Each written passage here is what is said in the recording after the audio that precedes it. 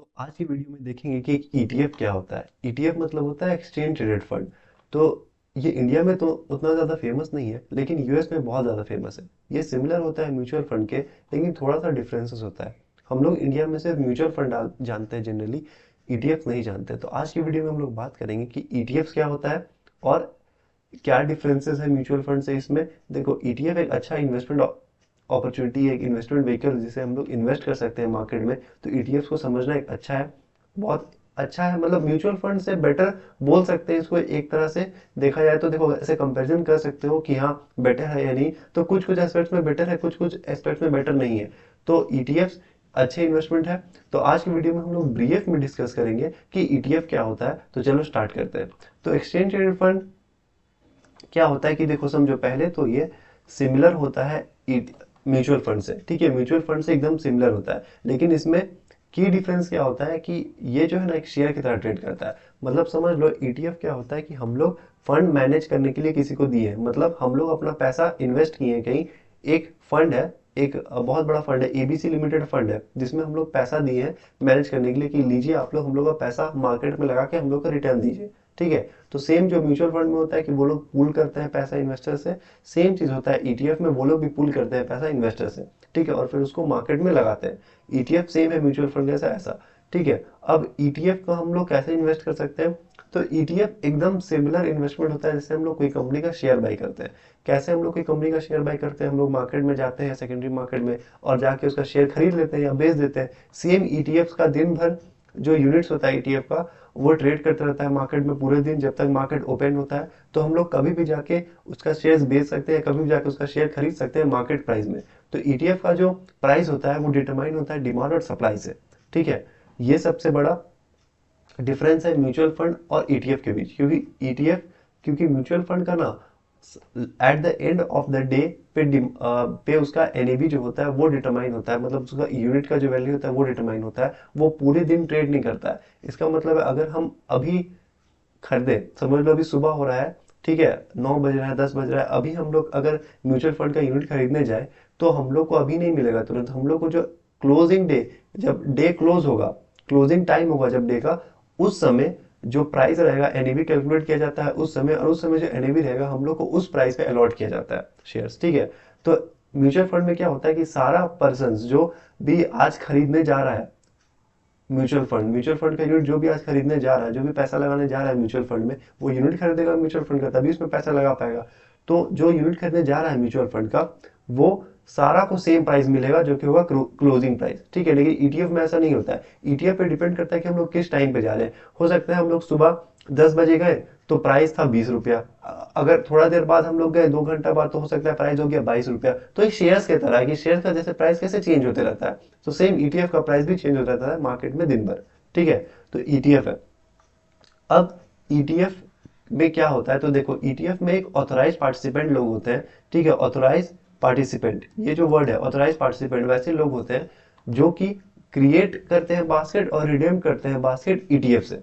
ठीक है, ईटीएफ में क्या होता है ना, म्यूचुअल फंड जैसा नहीं। ईटीएफ जैसे क्या हुआ कि ईटीएफ जब क्लोज एंडेड होता है, क्लोज एंडेड मतलब समझ आता है ना, क्लोज एंडेड मतलब क्या होता है कि हम लोग पैसा इन्वेस्ट किए जब ईटीएफ में, तो अब हम लोग ईटीएफ से डील नहीं करेंगे। मतलब जो कंपनी ईटीएफ रिलीज किया, जो कंपनी ईटीएफ निकाला है, उससे हम लोग डील नहीं करेंगे। अब हम लोग को अगर ईटीएफ अपना खरीदना होगा या बेचना होगा, तो हम लोग सेकेंडरी मार्केट में जाएंगे और खरीदेंगे बेचेंगे। जैसे शेयर्स में कैसे होता है, शेयर जब हम लोग कोई भी कंपनियां खरीदते हैं, जैसे रिलायंस का शेयर खरीदे समझ लो, तो रिलायंस का अगर हम लोग शेयर खरीदे, तो हम लोग थोड़ी रिलायंस के पास जाके बोलते हैं कि लीजिए मेरा शेयर ले लीजिए, या रिलायंस को बोलते हैं कि हमको 5 शेयर दे दीजिए। ऐसा तो हम लोग नहीं करते हैं। हम लोग सेकेंडरी मार्केट में जाते हैं और वहां जाके शेयर खरीदते हैं या शेयर बेचते हैं। तो सेम ईटीएफ में होता है। हम लोग ईटीएफ क्लोज एंडेड होता है, उसमें हम लोग ईटीएफ के पास नहीं जाते हैं कि शेयर मेरा खरीद लीजिए या बेच दीजिए, ऐसा हम लोग नहीं करते हैं। ठीक है, हम लोग क्या करते हैं, सेकेंडरी मार्केट में जाते हैं और वहां पे फिर डील करते हैं कितना हम लोग खरीदना है कितना नहीं खरीदना है। वही होता है सेम शेयर जैसा ईटीएफ में। अब ईटीएफ में क्या होता है ना कि एक क्रिएशन बास्केट होता है और एक रिडम्पशन बास्केट होता है, जो कि हर दिन ईटीएफ वाला लोग बताता है। अब क्रिएशन रिडेम्पशन बास्केट क्या होता है ना कि जो ऑथराइज्ड पार्टिसिपेंट्स है, अब ऑथराइज्ड पार्टिसिपेंट्स कोई भी हो सकता है, बैंक्स हो सकते हैं, इंस्टीट्यूशनल इन्वेस्टर्स हो सकते हैं, जो जो बड़े प्लेयर्स हैं। ठीक है, इतना समझो कि जो जो बड़े प्लेयर्स हैं वो लोग ऑथराइज्ड पार्टिसिपेंट्स होते हैं। तो जो बड़े प्लेयर्स हैं, डीआईआईस हो गए, एफआईआईस हो गए, ठीक है, ये लोग जो होते हैं, ये लोग का क्या होता है कि ये लोग को बोलता है ईटीएफ वाला कि तुम लोग एक बास्केट लाओ मेरे को बास्केट दो, तो हम तुम लोग को शेयर देंगे ईटीएफ का, मतलब ईटीएफ तुम लोग को देंगे। ठीक है, अब वो बास्केट क्या है?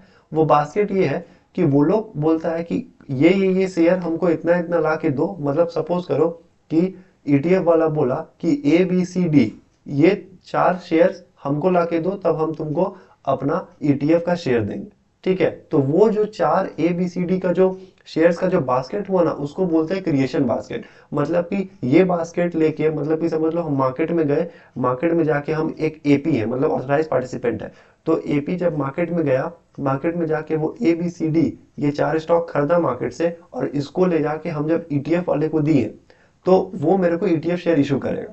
ठीक है, तो मेरे पास ये बास्केट है, हम बास्केट जाके दिए ईटीएफ शेयर को, ईटीएफ कंपनी को, वो हमको ईटीएफ इशू किया।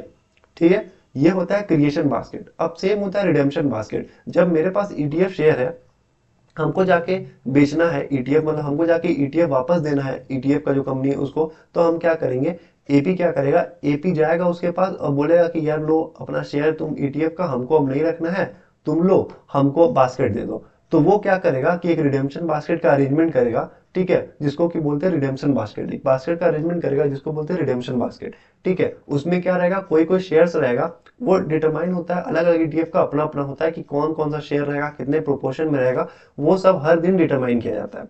ठीक है, तो वो बताएगा, हम वो फिर हमको एक रिडेम्पशन बास्केट देगा, और हम रिडेम्पशन बास्केट लेंगे, उसको ईटीएफ शेयर देंगे और अपना घर चल जाएंगे। तो ये होता है क्रिएशन रिडेम्पशन बास्केट। अब ये क्यों किया जाता है? इससे लिक्विडिटी इनहेंस होता है। ठीक है, क्योंकि और ऑथराइज पार्टिसिपेंट एक अच्छे खासे अमाउंट में खरीदेगा, वो क्या करेगा उस ईटीएफ शेयर का, वो जाके बाजार में बेचेगा। ठीक है, तो इसके कारण लिक्विडिटी बढ़ता है मार्केट में, और भी बेनिफिट्स होता है इसका, जिसके कारण ये किया जाता है। ठीक है, तो ये होता है क्रिएशन प्रोसेस ईटीएफ का, क्रिएशन एंड रिडेम्पशन प्रोसेस। ठीक है, देखो यहाँ पे क्रिएशन बास्केट ऑफ सिक्योरिटीज है, ऑथराइज पार्टिसिपेंट्स इसका अरेंजमेंट किया क्रिएशन बास्केट का, वो ईटीएफ वाले को दिया और ईटीएफ वाले उसको शेयर्स दिया। सेम जब रिडेम्पशन का समय आया तो ईटीएफ शेयर्स ऑथराइज पार्टिसिपेंट जो है वो दिया ईटीएफ वाले को, और ईटीएफ वाला उसको रिडेम्पशन बास्केट वापस किया। ठीक है, ये होता है क्रिएशन या रिडेम्पशन प्रोसेस ईटीएफ में।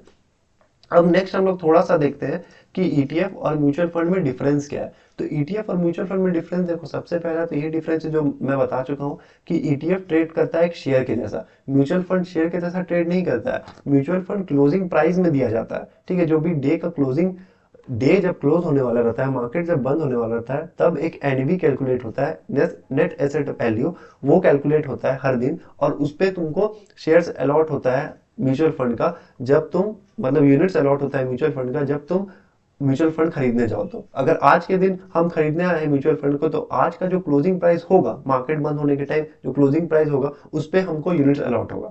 ठीक है, लेकिन ईटीएफ में ऐसा नहीं है। ईटीएफ में जब जो जिस टाइम में खरीदने जाएगा, उस समय उसको वो प्राइस मिलेगा जब मार्केट ओपन रहता है, जब, क्योंकि वो एज अ शेयर ट्रेड करता है।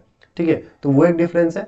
दूसरा है कि ईटीएफ में टैक्स एफिशिएंसी होता है। ठीक है, ज्यादा टैक्स बेनिफिट मिलता है ईटीएफ में। क्यों? क्योंकि देखो म्यूचुअल फंड में क्या होता है कि म्यूचुअल फंड का क्या होता है कि उसको कोई एसेट में इन्वेस्ट किया है। ठीक है, समझ लो 4 एसेट में इन्वेस्ट किया है, मतलब हम लोग पैसा दिए तो वो 4 एसेट में इन्वेस्ट किया है। तो क्या होगा कि 4 एसेट में जब इन्वेस्ट किया है, तो उसको बेचना पड़ेगा वो एसेट, अगर हम लोग पैसा मांगने चले गए तो। मतलब पैसा, मतलब ये मत सोचो कि रिटेल इन्वेस्टर, अब हम 500 रुपए इन्वेस्ट किए हैं और हम उससे मांगने चल गए, तो उसको थोड़ी एसेट बेचना पड़ेगा। कोई बड़ा इन्वेस्टर हुआ, कोई बड़ा अमाउंट हुआ, जब मांगने चला गया पब्लिक, तो उसको क्या करना पड़ेगा, वो पैसा कहाँ से लाएगा। म्यूचुअल फंड जल्दी कैश होल्ड नहीं करता है, वो 1%, आधा परसेंट इतना ही कैश होल्ड करता है, उससे ज्यादा जनरली म्यूचुअल फंड लोग कैश होल्ड नहीं करता है, वो लोग को इन्वेस्ट करना होता है मार्केट में। ठीक है, तो वो लोग कहाँ से हमको कैश वापस करेगा। तो उस समय क्या होता है कि म्यूचुअल फंड अपना एसेट बेचेगा मार्केट में, जो जिसमें भी वो इन्वेस्ट किया है, और हम लोग को कैश देगा। अब देखो, अगर वो 100 रुपया पे एसेट खरीदा था पहले, अब वो 200 में बेचा है, तो 100 रुपया पे उसका कैपिटल गेन टैक्स लगेगा। डिपेंड करेगा शॉर्ट टर्म लग रहा है या लॉन्ग टर्म लग रहा है। सपोज करते हैं अभी लॉन्ग टर्म लग रहा है कि 1 साल से ज्यादा होल्ड किया हुआ था, तो लॉन्ग टर्म टैक्स लगेगा उसमें। लेकिन ये चीज ईटीएफ में नहीं होता है, या तो बहुत ही कम होता है या तो नहीं होता है। क्यों? क्योंकि देखो ईटीएफ वाला क्या करता है ना, जब रिडेम्पशन बास्केट लेके आता है ईटीएफ शेयर्स के, ईटीएफ के पास ऑथराइज पार्टिसिपेंट जब ईटीएफ शेयर्स को देने के लिए आता है, मतलब रिडेम्पशन बास्केट लेने आता है, तो क्या होता है ना, जब ईटीएफ शेयर लेके आया, तुम लोग ETF वाला मालिक हो, तुम लोग बोला कि ठीक है हमको शेयर दो, हम तुमको रिडेम्पशन बास्केट दे रहे हैं। अब ETF वाला क्या होशियारी दिखाता है यहाँ पे, वो लोग क्या करता है ना कि जो सबसे पहले खरीदा हुआ था, मतलब सपोज करो 4 साल पहले जो शेयर्स खरीदा हुआ था, वो वाला तुमको दे देता है, ताकि उसको कैपिटल गेन टैक्स नहीं दिखाना पड़े, क्योंकि उसको नहीं दिखाना पड़ेगा ना, वो तो वो बेचा थोड़ी है जो कैपिटल गेन टैक्स दिखाएगा उस पे। वो तो बोल देगा कि हम तो रिडेम्पशन बास्केट में दे दिए। तो जो एपी है वो लेके चला जाएगा अपना रिडेम्पशन बास्केट, वो फिर मार्केट में जो बेचेगा वो बेचेगा अपना, उसको तो उसके बदले ईटीएफ मिल गया, जो ईटीएफ वाला कंपनी है उसको तो ईटीएफ मिल गया। तो वो तो नहीं ना दिखाएगा कि कैपिटल गेन हुआ हमको, उसको कैपिटल गेन कहाँ हुआ, वो तो खरीदा था समझ लो 500 रुपए में, तो वो तो उसको दे दिया फ्री में, वो थोड़ी उसको बेचा है।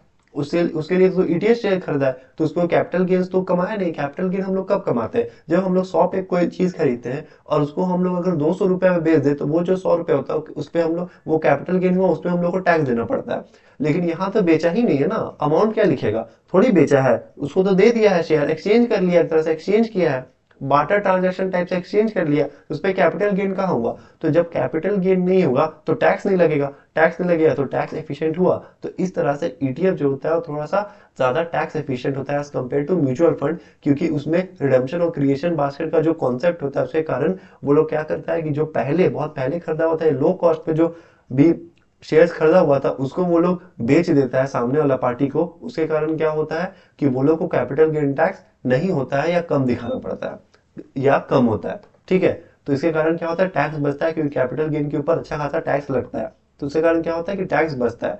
तो ये दो जो मेन मेजर जो तुम्हारा डिफरेंस होता है ईटीएफ में और म्यूचुअल फंड में, ये दो मेजर डिफरेंस है। एक तो शेयर की तरह ईटीएफ ट्रेड करता है और टैक्स एफिशिएंट होता है। थोड़ा सा और जाके गूगल में सर्च करो ईटीएफ के बारे में, क्या क्या डिफरेंट टाइप्स ऑफ ईटीएफ्स होता है, इंडिया में भी है बहुत सारा, थोड़ा सा सर्च करो, जानो इसके बारे में, एक अच्छा नॉलेज होगा तब तुमको ईटीएफ के बारे में। और कोई भी तुम्हारा डाउट है, कोई भी कमेंट है, किसी और नए टॉपिक पे वीडियो चाहिए, तो मेरे को कमेंट सेक्शन में बता देना। तब तक के लिए साइनिंग ऑफ।